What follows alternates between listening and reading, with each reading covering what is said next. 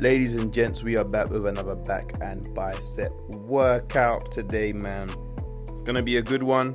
It's gonna be a tough one, but we're gonna enjoy it nonetheless, man. So sit back, relax, and enjoy the video. So first of all, in the spirit of keeping things fresh and new, we're going with a different grip this time. We've got our hands, a bit closer together, but not as, close grip as the last session. So we've got it just inside the neutral grip bars. A decent distance. These ones are kind of more like shoulder width rather than wide grip pull-ups, and they felt good, man. I'm not gonna lie. I told you we're gonna keep challenging ourselves. We're gonna keep changing things up. So that is, that's just the vibe that we're going for. So obviously we're chucking on the brick as per usual. We're not going as heavy with the brick weight. We've only got one brick on, and we was pushing for 6 to 8 reps. Told you last time, the rep range is gonna fluctuate throughout all different workouts, man. I don't stick to one thing. Sometimes the rep range 8 to 10, sometimes it's gonna be 6 to 8, sometimes it might even be 12 to 15 in regards to what I'm doing. But at the end of the day, we're always gonna put in that work. We're always gonna keep getting better. We're always gonna get stronger, man. So we did 4 sets of these, and they was a lot tougher than what I expected, to be fair. Aiming to get my chin above the bar, come all the way back down, controlling the movement. You see, when you play with like the placement of your hands, man, different muscles are getting worked. Even though it may feel like it's the same movement, you're working different muscles, because muscles that are being recruited have to help to finance what you're doing. Yeah, I said finance. I like that word. Finance what you're doing. So if you've got wide grip, then obviously it's going to be more lats involved. The closer you bring your hands together, then obviously you got a little bicep activation more and things of that nature. So as I said, don't try and keep things the same. Switch it up, man. Test your body, challenge your body, all that good stuff, man. And trust me, these were a challenge towards the end. I didn't manage to hit every single rep on the first try, but as I always say, come off the bar or come off the equipment, whatever you're doing, reset.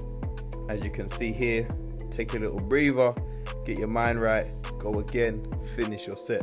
Always finish your set. Nobody else can finish it for you. At the end of the day, nobody can do the work for you. You have to get better, you have to get stronger. At the end of the day, there can be no excuses. You cannot cheat yourself.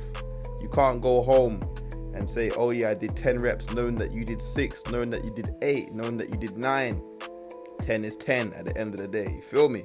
So, stay dedicated, stay disciplined, man, at the end of the day. And make sure you press the subscribe button right now. Like, you can't come this far and not have subscribed, man. That's blasphemy. But let's get back into the workout now, man. So as I said, take your breather, do the work, man. Make sure the reps are clean. Don't cheat, don't swing, don't do none of that, man. We make sure the reps are clean. And then obviously for the final couple sets, we just chuck the weight off, man.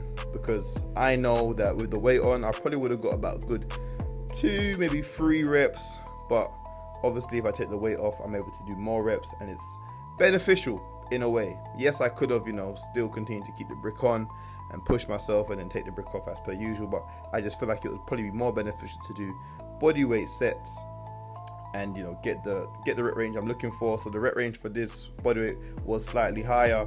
I think with the brick it was aiming for 6. Without it, we're aiming for maybe 8 to 10. And as I always say, the muscles are already fatigued right now. So whereas when you remove the weight, you think it's automatically going to be easier. Yes, in a sense it is, but at the same time it's not, because the muscles are already tired and fatigued.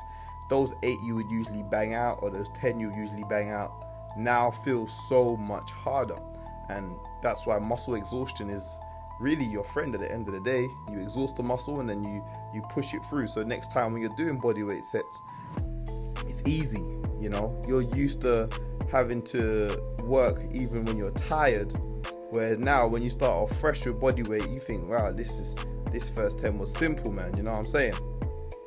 And then of course we've got some rows in, switch the hand placement up, so a bit more bicep focus.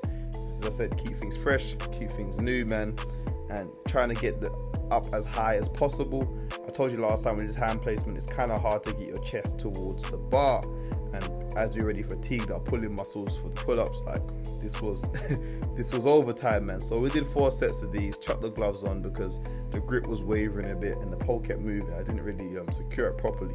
So in future I will do that.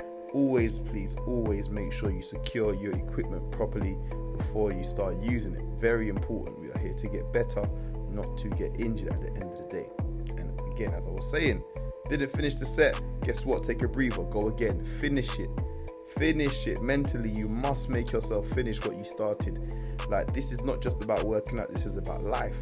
Sometimes in life, you're going to be working at something, there's going to be a lull period, or you feel like you come to a halt. Guess what? You take a breather, you step back, you go, hold on, I got this. Go back in, finish it off, man. At the end of the day, that is it. That's how you become more resilient. You know what I'm saying? Mentally tough, all that good stuff, man. But bodyweight rows, very important, very, very important, especially for my people out there who cannot do pull-ups yet. Bodyweight rows should be your friend at the end of the day. You feel me? Bodyweight rows should be your friend. And if you can't do it with your feet elevated, start with your feet on the ground, or you can even start with a higher bar and be almost standing up, but obviously you want that slight slant. Feel me? And then we've got the Pike push-ups. Me and Pike push-ups are like nemesis, but I am slowly improving at them. I think I've got the technique down better. I said in the last video about the Pike push-up, a lot of people seem to go up and down, but it's more like a forward movement that you want to try and get, from what I've seen anyway. You might want to do it how you do it, but this is what I've seen, and this is what I've researched to be more beneficial. This forward movement is going to put a lot more emphasis on the shoulders. Obviously you're getting that tricep working as well, and a little bit of upper chest. So I'm trying to perfect these as best as I can. As I said, just keep getting better, keep doing my research, keep following the people who have mastered the technique, and then we should be banging these out, man. And as the reps get higher, maybe add a backpack on, or something of that nature, or we raise our feet higher and move into things like push-up handstands or elevated, on the wall hands, push-ups. Sorry, not handstands. Yeah. So right now we're with the Pike push-ups, man. I think I did about 10 reps on each, or was it 8? Don't know. You guys have to do the counting for me. Let me know in the comments down below how many reps that I did. But the form is improving for sure. The form is definitely improving. It's not about looking good, it's about consistently getting better. And if I show you a video of how I used to perform these compared to now, you would say, wow, you've come a long way. So it's all about staying consistent, dedicated, man, and just every day just improving that 1%. And it might not even be 1%, it might be like 0.2%, but guess what? You're still improving. As long as you're not stagnant, man, you are still going to make gains at the end of the day. So always try to push yourself. Even the exercises that you hate, those are the ones that you should try to become the best at. Doing the exercises that you're already good at over and over again, okay, you might boost your ego, you might feel good about yourself, but there's gonna come a time where you might be out with people and they say, hey, not out with people, but at the gym or at a park, and they say, yo, we're gonna do dips. You've been skipping out on dips, you've been ducking and diving from your dips, and now you've been exposed. Rather than doing them in the dark, doing them by yourself, doing them when you suck at them and people are going, wow, this guy can't do it, doesn't matter. At the end of the day, make your weaknesses your strengths. You understand? And that's my little motivational rant for this video. And then we got into some isos, some nice isos, man. So we started with the chin above the bar for about 10 seconds. The timing might be a little bit off because when you're counting these yourselves, it is actually quite hard to get the timing absolutely correct. And then we just brought ourselves below the bar, making sure the top of our heads touching the bar again for another 10 seconds. And then obviously we come down and take a little breather and go back up again. ISO is very important for muscular strength and muscular endurance. Please do not underestimate these, and these are great for people who cannot do a full pull-up yet. They are going to help to build up, obviously, again, as I said, that muscular strength and that muscular endurance in your back. It's going to help to recruit the muscle fibers that are involved in the pull-up. So for my beginners out there, start off with the isos and then move on to eccentrics and then things of that nature. I got a full video on here, if you can't do a pull-up, what to do. So check that out. But isometric should be done by everyone basically. Beginners, intermediate, advanced, elite. Everybody should still be working on the isos, man. Do not ever think you're too good to, do an exercise, or you become, so good that this exercise is beneath you. It's not how it runs, man. It's not how it runs. And then we had a little something different today. We had, damn, I forgot what these are called for a second.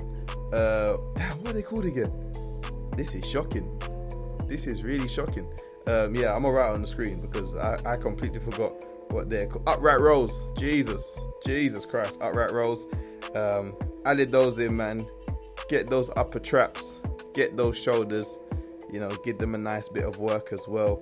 As I said, I add in weighted movements where I feel like, my muscles are lacking, or they need, a little bit extra something, just as a supplementary. Like, this is not my main exercise I do. I don't do any exercises really weighted apart from legs as my main exercise. You'll always see me, if I'm doing an exercise, I've supplemented it first with a body weight movement and then move into something weighted.